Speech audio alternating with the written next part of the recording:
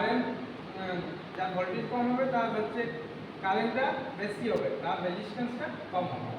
তো এই রেশিও টেস্টের প্রয়োজনীয়তা এই জন্যই যে আমাদের যখন মানে এর প্রাইমারি ডেটা সেকেন্ডারি ডেটা কিছুই দেওয়া থাকবে তখন আমাদের রেশিও টেস্টের মাধ্যমে আমরা ট্রান্সফর্মারটা বলে দিতে পারবো এটা স্টেপ আপ না স্টেপ ডাউন।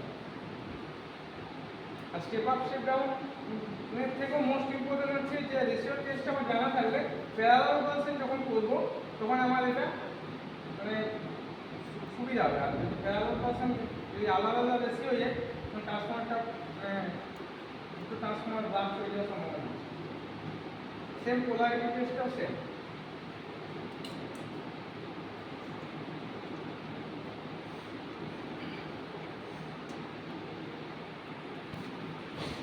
তোরা কাজ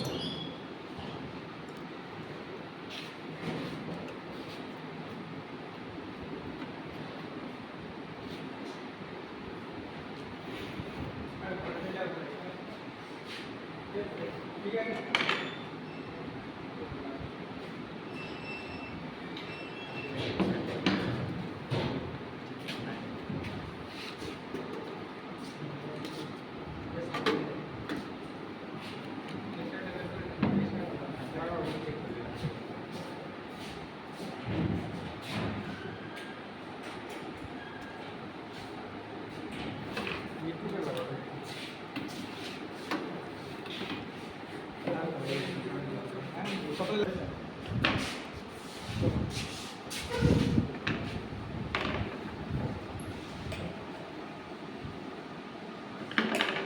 ঠিক আছে একটু তো দেখি জানি এই যাওয়ার কাছে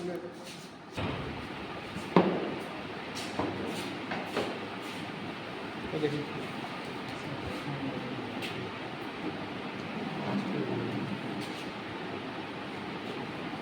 ঠিক আছে একটু বন্ধ করো একটা ইয়ে করো V1 V2 আর K এর একটা ইয়ে করো। V1 দেখো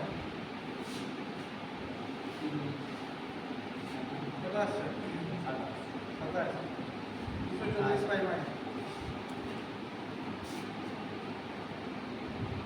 সেকেন্ড লেভেলে কত আসছে 27 220 কত আসছে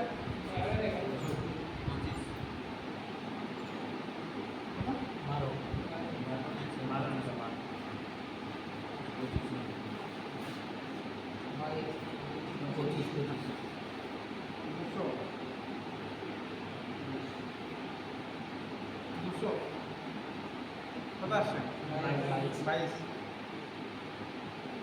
200 তে 22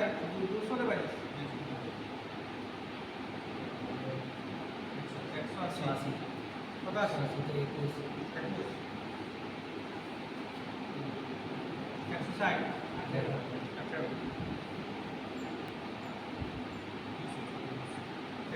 কত আসছে